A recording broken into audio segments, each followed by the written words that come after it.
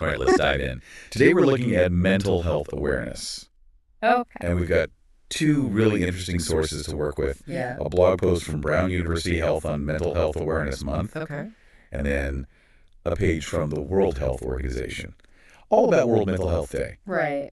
I think sometimes these awareness days and months, they can feel a little bit,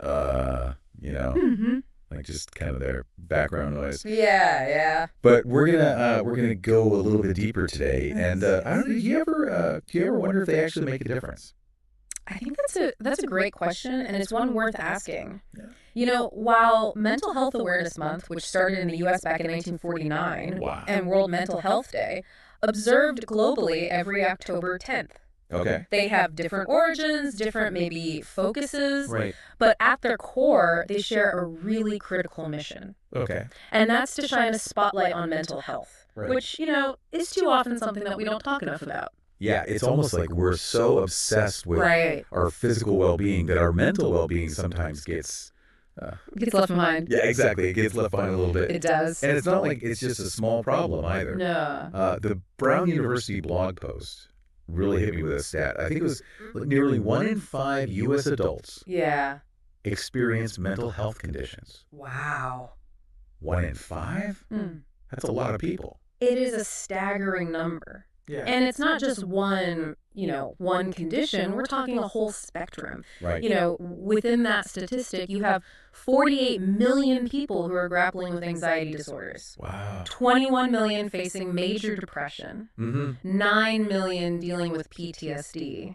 Yeah. And those are just a few examples, but the numbers really are striking. Yeah. And it's not just about, Right. the individual person struggling with this. It's Absolutely. Their family, their friends, their jobs, their, yeah, like their whole life, communities, their communities, The exactly. ripple effect is huge. So we're talking like big numbers, big impact. Yeah.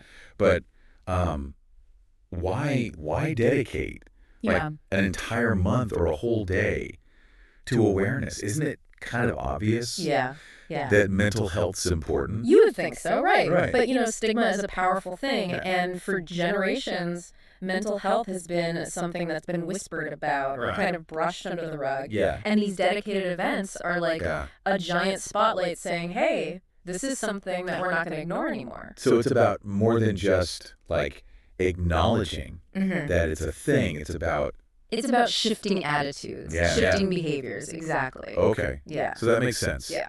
Can you give me like an example of how stigma really impacts people? So think about somebody who maybe is struggling with bipolar disorder, and they're hearing people make jokes about mood swings or, calling somebody crazy or, Right. things like that, and it seems harmless. Yeah. But even these little comments Yeah. really reinforce a sense of shame, Right. isolation, and it makes it even harder to reach out for help. That's a really good example. Yeah. It really shows how, casual remarks can sometimes perpetuate the stigma. Absolutely. And that's where these open conversations come in, right? Absolutely. And both sources really highlight the need Okay. to create spaces where people feel safe Yeah. sharing their experiences without fear of judgment. Like imagine a world where talking about anxiety or depression was just as normal as talking about like a cold or the flu or something, right? Right. It's like we're not there yet, Yeah. but that's kind of what That's the goal. that's the kind of shift we're working towards. Yeah. It seems, I don't know, it seems like a really big task Yeah. to change like an entire culture's perspective on something. It is so complicated. It's a long game, but it's an important one. Yeah. Where do we even start? Well, I mean, awareness is the foundation. Okay. You have to acknowledge a problem before you can address it, right? Yeah. And both Mental Health Awareness Month and World Mental Health Day, they encourage concrete action. Okay, so let's talk about action. Okay. What can people actually do to get involved, be a part of this change? Well, it has to go deeper than just Right, like beyond social media. Yeah, exactly. Yeah. These events really push for Yeah. real change on both an individual and a societal level. Okay. So they advocate for increased research funding Okay. to better understand and treat mental health conditions. Right. They promote policies that improve access to quality and affordable mental health care. Yeah, because I know, like, even navigating the current system can be, oh, it's a nightmare. Yeah. And not everybody has equal access. No, definitely not. And then they also shine a light on the need for what we call culturally sensitive approaches. I'm not sure I follow. So this is about recognizing that mental health is not one size fits all. Right. Different cultures have different beliefs, values, and ways of coping with mental health challenges. And, you know, support systems that work for one person may not work for another. Okay. And there are factors like historical trauma, systemic inequalities that all play a role. So these awareness events are really kind of calling for mental health care that's inclusive and equitable. Yes, exactly. Okay, that's a lot. Yeah. We've got education, we've got changing attitudes, we've got advocating for better systems. Absolutely. It feels like we're just getting started. I know, right? Yeah. That's the beauty of a deep dive. Right. There's always more to explore. But before we move on, I'm curious what's resonating with you so far. Oh. What are your thoughts on what we've covered so far? Yeah, well, I think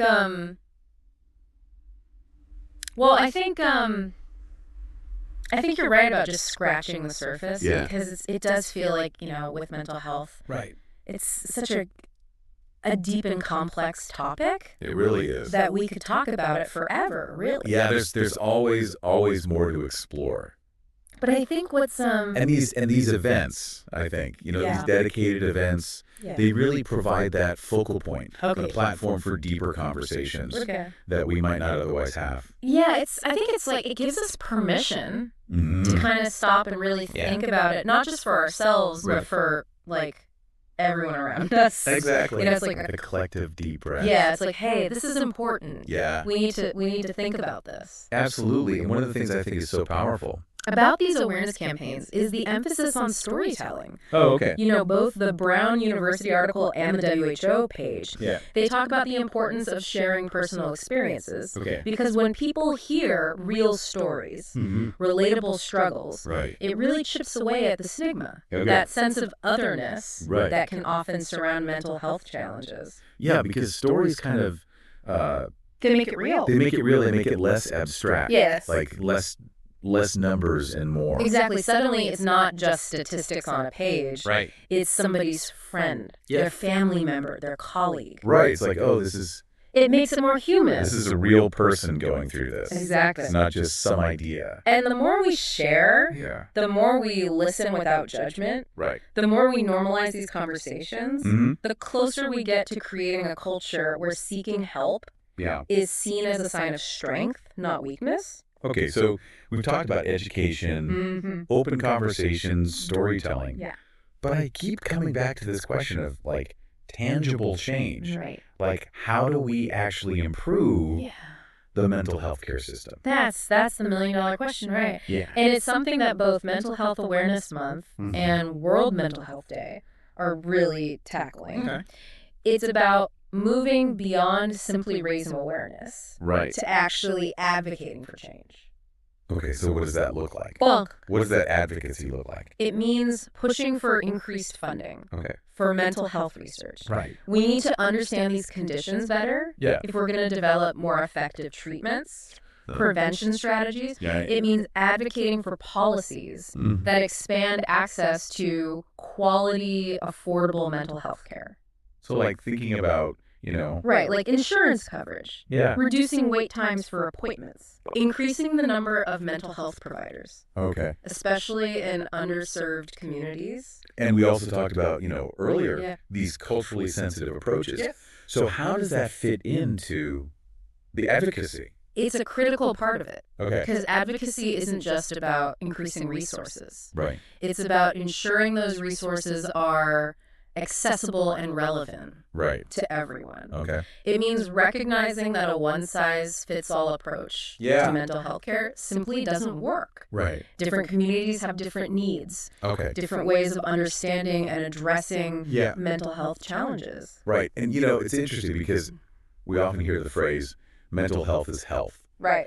But it seems like there's still this disconnect in how we approach physical and mental health. Absolutely. Like no one thinks twice about going to the doctor for a physical, checkup or whatever. But seeing a therapist or talking about your mental health. There's still this stigma. Yeah, there's still a lot of stigma. Yeah. Right, we have a long way to go in bridging that gap. Yeah. And part of it is changing societal attitudes, but it's also about dismantling systemic barriers. Okay, what kind of barriers? Well, think about cost. Okay. Mental health care can be incredibly expensive, even for people with insurance. Right. Then you have the issue of availability. Right. There's a shortage of mental health professionals, especially in rural areas, communities of color. Right. Then you have factors like transportation, language barriers, cultural stigma within certain communities. So it's a lot of...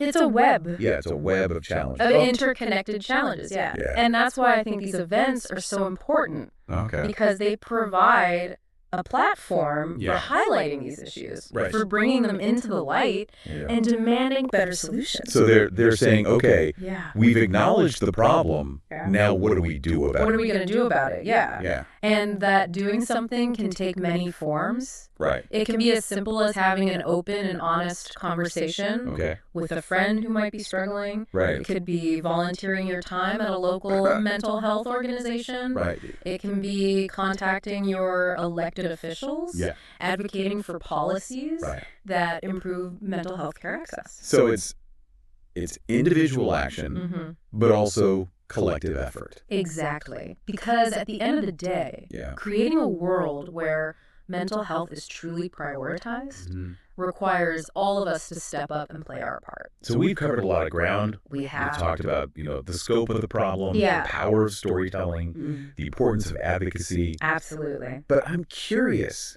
as we delve deeper into this, what are some of the nuances or complexity that you think are often overlooked? That's a great question.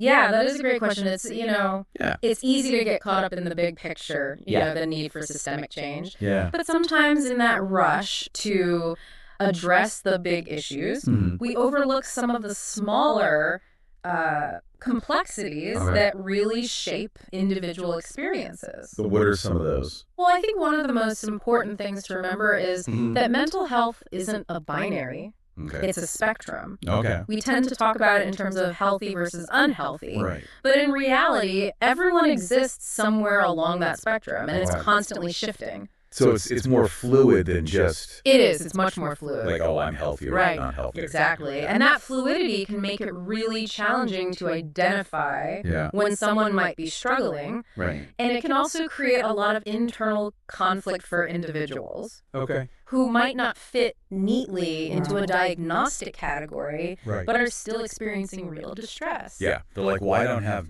Right, exactly. A diagnosis, so I shouldn't be feeling this way. I feel this way. And that can further prevent them from seeking help. Okay, so we need to be thinking about it more as a... I think we need to move beyond these really rigid definitions and create a more nuanced understanding of mental well-being. And that's where the idea of mental health literacy comes in, right? Absolutely. Yeah. Both sources talk about how important it is to educate ourselves, not just about specific conditions, but about this broader spectrum of mental health experiences. It's about recognizing the signs. Recognizing the signs, understanding the factors that contribute to mental well-being. Okay. Knowing where to turn for support. So it's like having a mental health... Yeah, like a toolkit. Toolkit, yeah. Absolutely. Okay. And that toolkit should include practical strategies for coping with stress, building resilience, fostering those positive mental health habits. Because life